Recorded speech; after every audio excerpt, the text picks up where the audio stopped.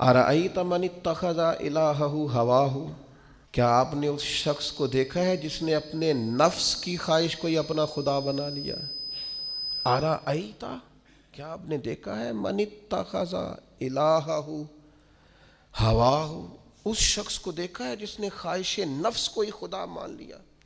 نبی پاک صلی اللہ تعالی علیہ وسلم نے ارشاد فرمایا، آسمان کے سائے کے نیچے اللہ کے سوا پوجے جانے والے معبودوں میں سے سب سے سنگین اللہ کے نزدیک وہ معبود ہے جو لوگ اپنے نفس کی خواہش کو معبود بنا کے پوجتے ہیں۔ رب کہتا ہے انہوں نے اللہ کے مقابلے میں معبود بنا لیا۔ کس کو؟ نفس کی خواہش کو۔ ایک طرف اللہ کا حکم ہے، ایک طرف نفس کی خواہش ہے، چلتے کس طرف ہیں؟ رب کہتے ہیں انہوں نے نفس کی خواہش کو اپنا معبود بنا لیا، اللہ کا حکم نہیں مانتے۔ میں آپ سے ایک بات پوچھتا ہوں، جنازے کو بھی نماز ہی کہتے ہو نا؟ اس کا پورا نام کیا ہے؟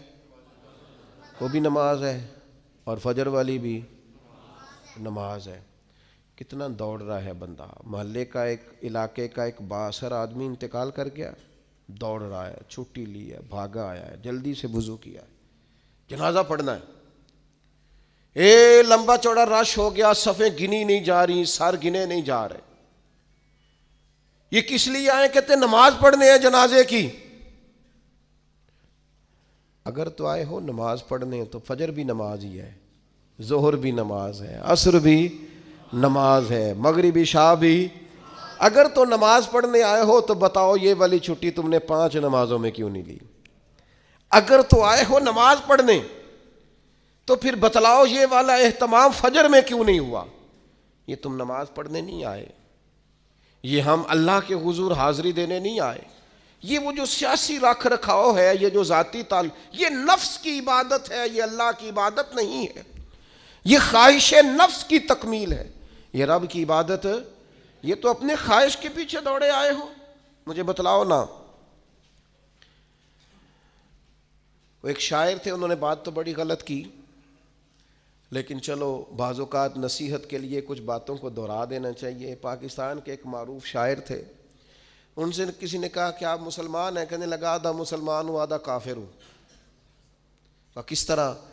کہنے لگا اسلام کے اندر خنزیر بھی حرام ہے اور شراب بھی حرام ہے، لیکن میں خنزیر نہیں کھاتا، شراب پی لیتا ہوں، معاذ اللہ ثم معاذ۔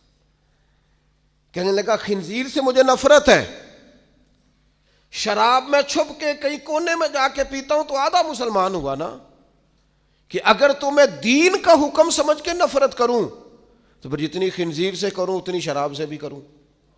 تو کسی نے اس پر تنقید کرنی چاہی تو اس نے کہا ٹھہر جا ذرا سن، جس طرح شراب حرام ہے، جس طرح جوا حرام ہے، جس طرح خنزیر حرام ہے، ملاوٹ بھی تو اسی طرح ہی حرام ہے، حرام مال بھی تو اسی طرح ہی حرام ہے۔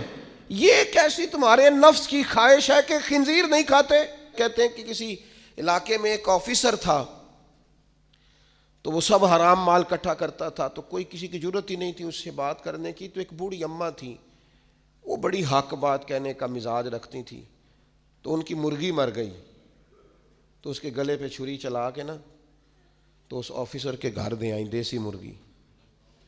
تو وہ شام کو شکریہ ادا کرنے آ گیا، کہنے لگا اماں کمال کر دیا، دیسی مرغی تو کوئی کسی کو دیتا ہی نہیں۔ کہنے لگے بیٹے نہیں، کمال والی بات نہیں، مر گئی تھی۔ تو وہ ناراض ہو گیا، کہنے لگا مر گئی تھی تو میرے گھر کیوں دے دی؟ کہنے لگی سارا محلہ جانتا ہے تو سارا حرام کھاتا ہے۔ تو میں نے کہا یہ کروڑوں حرام کھا گیا تو کوئی مشکل نہیں، تو ایک مرغی سے کیا تکلیف دے گی؟ تو وہ اللہ نے اس کے دل میں بات ڈالی، اس کو اثر ہوا، وہ رونے لگا، کہنے لگا بات تو ٹھیک کر رہی ہے، کروڑوں روپیہ حرام کا آئے تو وہ چونکہ نفس پسند کر رہا ہے تو وہ ٹھیک ہے، اور ایک مرغی صرف چھری نہیں چل سکی، مر گئی، تو اس سے الٹی آ رہی ہے، کہہ رہی ہے کیا مطلب ہے اس کا؟ وہ ہمارے ایک دوست ہیں، وہ کہتے ہیں ہمارے زمانے میں لوگ اس طرح کے پرہیزگار ہیں کہ ایک شخص کو ایک نیا جوتا مل گیا کہیں گرا ہوا، اس نے اس کا مالک ڈھونڈنا شروع کیا، کسی کا نیا جوتا گر گیا ہے سڑک پہ تو ڈھونڈتا رہا، ایک پیر تھا، ڈھونڈتا رہا، وہ کس کا ہے بھائی، کس کا ہے؟ تھوڑی دیر آگے جا کے اسے اس کا دوسرا پیر بھی مل گیا، پھر اس نے مالک ڈھونڈنا چھوڑ دیا۔ پہلے وہ نیک تھا، کیونکہ ایک جوتا تھا نا، پہن نہیں سکتا تھا۔ جیسے ہی اسے اتنی تکلیف کی بات ہے امت مسلمہ میں، نفس کی خواہش کو خدا بنا لیا، جو تیری طبیعت میں آئے ویسے ماں باپ کو تو وقت نہیں دے سکا، ویسے اگر تجھے کہا جائے کہ ماں باپ کی طرف سے کسی یتیم بچے کا خرچہ اٹھا لے، وہ تو نہیں اٹھا سکتا۔ تیرے ماں باپ چلے گئے، ان کی وجہ سے تو کسی غریب بہن بھائی سے تعاون کر تاکہ ماں باپ خوش ہوں، ایصال ثواب، وہ تو نہیں کر سکتا۔ دیکھیں چیلم پہ 50 پکیں گی، جو کہ پتہ چلے نا برادری کو کہ جناب نے چیلم کیا۔ یہ نفس کی خواہش کو خدا بنا لی۔ سیاسی افطاریاں ہو رہی ہیں، کسی کی نیت پر شک نہیں، اچھی نیت سے لوگ افطاری کراتے ہوں گے، لیکن وہ گھروں کا بھی تو ہمیں پتہ ہے نا کہ جہاں لوگ آٹا بھی اس لیے تھوڑا پکاتے ہیں کہ کل بھی اس کی ضرورت ہے۔ وہ محلے کے گھر نظر نہیں آتے؟ افطاری کے لیے ایک سجن بلایا جو پہلے کروڑ پتی، اور بلایا کہاں سے؟ لاہور سے، اسلام آباد سے، فیصل آباد، تو جو تیرے ارد گرد تھے۔ نفس کی خواہش کو خدا بنا لیا۔ بندہ مومن کی یہ شان